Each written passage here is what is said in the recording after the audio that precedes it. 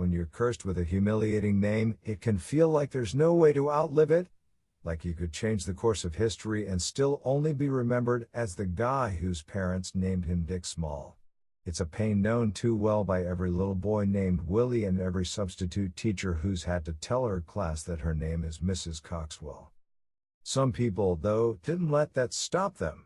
They went out into the world and did incredible things, the types of things we'd learn about in every history class if we could only get through unit without middle schoolers giggling at every mention of Bushrod Johnson or Emperor Pupienus. Number 10. Dick Bong, America's greatest flying ace. He's been called the ace of aces, the bravest of the brave, and America's greatest World War II pilot.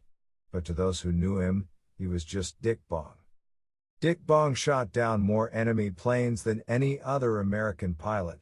He signed up to fight in the war just months before the Japanese attacked Pearl Harbor and soon found himself in dogfights with Japanese pilots above the Pacific Ocean. Any man could have lost his nerve in those aerial battles, but Dick Bong stayed firm no matter how high he got. To him, combat flying was nothing but a great game that made life interesting and that made him an incredible killer. Bong only served in the Army for 2 years, but during that short time, he shot down an unprecedented 40 enemy planes. In most places, Dick Bong is all but forgotten. We learn about the Red Baron and Charles Lindbergh, but somehow, Major Bong never makes it into the history books. In his hometown, though, he is still revered. After his death, Poplar High School even set up an entire room as a Bong museum called the Bong Memorial Room, although, for some reason, they ended up having to move it into a building with fewer teenagers. Number 9. Ali Bichan and his Bichan Mosque. Ali Bichan, one of the most powerful men of the 17th century, started off life as a slave named Piccini. But everything changed when he got the Bichan name. At age 10, young Piccini was captured by the Algerian army and sold to a band of pirates. The pirates taught him to plunder and steal upon the open seas and changed his name. Soon, there was no word more feared on the Mediterranean Sea than Bichan. The pirate Bichan plundered so much money that he'd become one of the wealthiest men in Algiers by the time he was an adult. It wasn't just that he was rich, he was moving so much money around that he was single-handedly one of the country's biggest sources of wealth. He left behind one landmark, though, that would ensure that nobody ever forgot the Bichan name. To win the love of a beautiful princess, Bichan built a massive, beautiful mosque that still bears his name to this day. In fact, the UN now protects it as part of a UNESCO World Heritage Site, lest the world ever lose his Bichan Mosque. Number 8. Dr. Gay Hitler, son of George Washington Hitler. Circleville, Ohio, is a town built by Hitlers. Little mementos commemorating the importance of the Hitlers are all over the town, from the beautiful waters of Hitler Pond to the greenery of Hitler Park and even across its many roads named for Hitlers. These roads, though, aren't named for Adolf. They're named for the good, decent Hitlers who built the community. Men like George Washington Hitler, his son Dr. Gay Hitler, and the very first Hitlers who settled Circleville. When Dr. Gay Hitler opened a dental center downtown in 1922, his name was nothing more than a sign of pride and connection to the community's heritage. It only took a few more years, though, for that to change. When the first news reports on fascism's rise in Berlin started spreading through the country, calling yourself a Hitler stopped being something to brag about.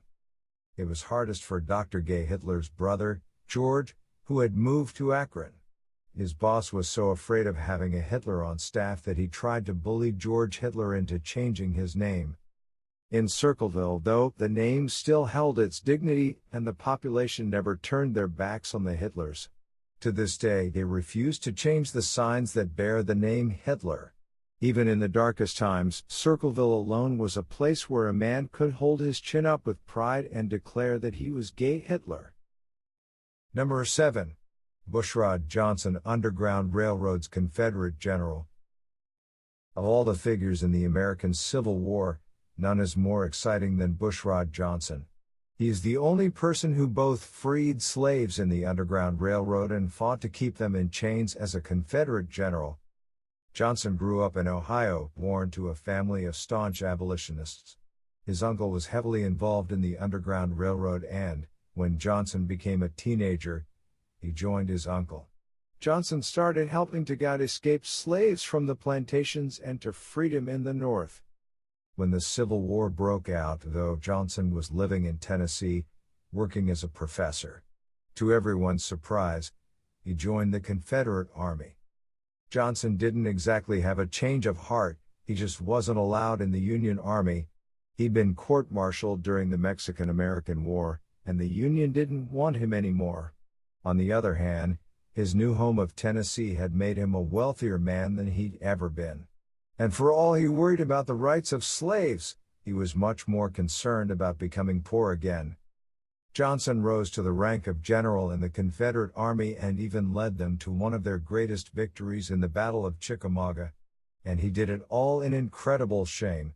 Throughout the war, he asked those who knew what he was doing to lie for him and tell his family that he was fighting for the Union.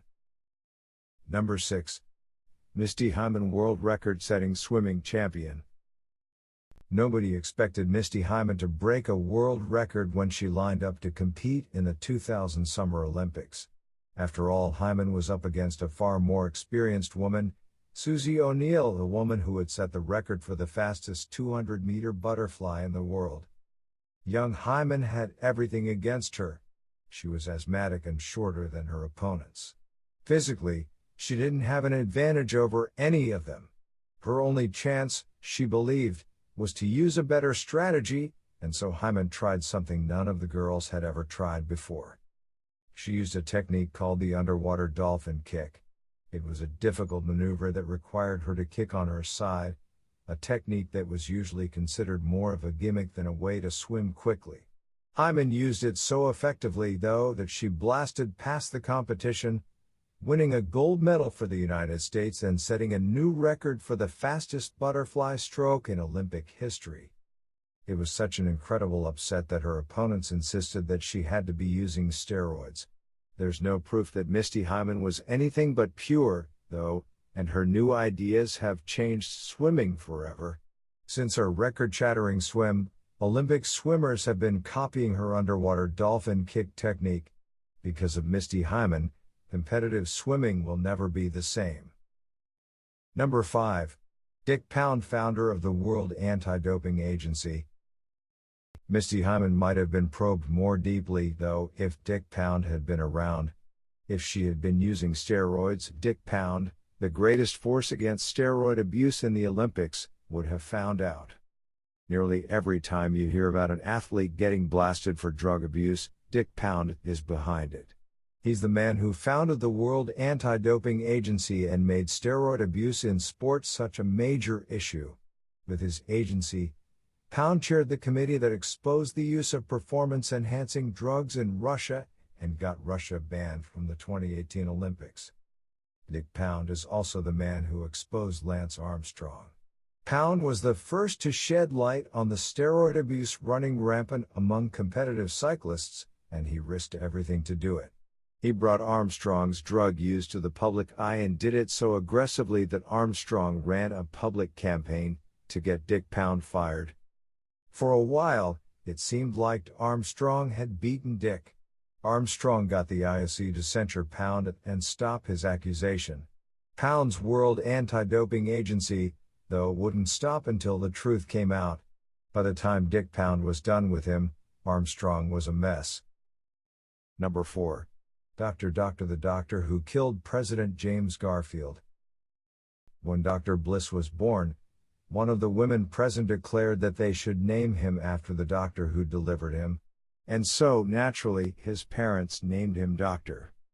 Having parents who apparently thought that Doctor was a first name might go a long way in explaining the rest of Dr. Bliss's life, because Doctor, as we shall call him, is one of the strangest life stories in history. Doctor was the doctor called when President James Garfield was shot.